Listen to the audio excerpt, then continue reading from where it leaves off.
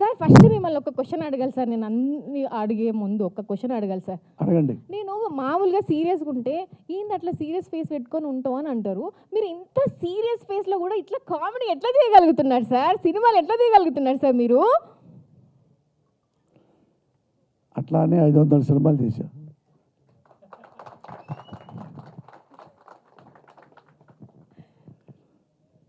ఇంకొక question sir.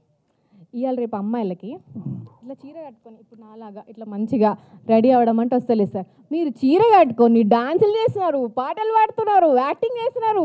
ఎట్లా sir ఇట్లా?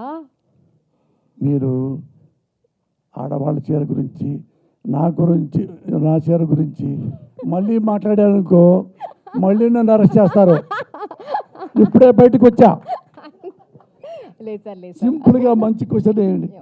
చెప్పండి సార్, ఈ సినిమా గురించి ఒక 2 మాటలు మా ఆడియన్స్గా చెప్పండి. ఎట్లా ఉండబోతుంది సినిమా? ఆల్రెడీ మీరు ఒక సినిమా తీస్తున్నారంటేనే అందులో మీ యాక్టింగ్ ఉంటుంది. మిమ్మల్ని ఏ రోల్ అంటే మిమ్మల్ని ఒక డైరెక్టర్గా నేను అభినందించాలా, రైటర్గా అభినందించాలా ఎట్లా తెలియట్లేదు. కాబట్టి ఇప్పుడు హీరోగా ఈ సినిమా గురించి ఒక 4 మాటలు మాట్లాడండి సార్. అందరికీ నమస్కారం. ఆపరేషన్ అరుణారెడ్డి. నేను 100 సినిమాలు రాశా రైటర్గా, ఆర్టిస్ట్గా కాకుండా డైరెక్టర్గా 7-8 సినిమాలు చేశా. ఇది నాకు one of the best screen play story రాయాలని ఒక ఆలోచనతో ఈ సినిమా చేశాను. ఇందులో ఒక్క వల్గర్ కానీ ఆక్వర్డ్ థింగ్స్ కానీ చాలా ఏమీ క్లియర్గా ఆలోచించి మరీ డైలాగ్స్ రాసే సినిమాలో ఇది నాకు బాగా నచ్చిన సినిమా. చిన్న సినిమా.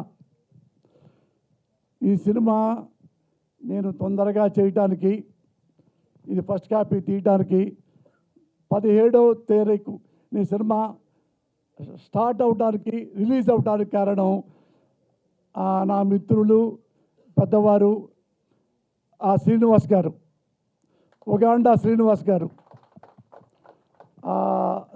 గారు నిర్మాత.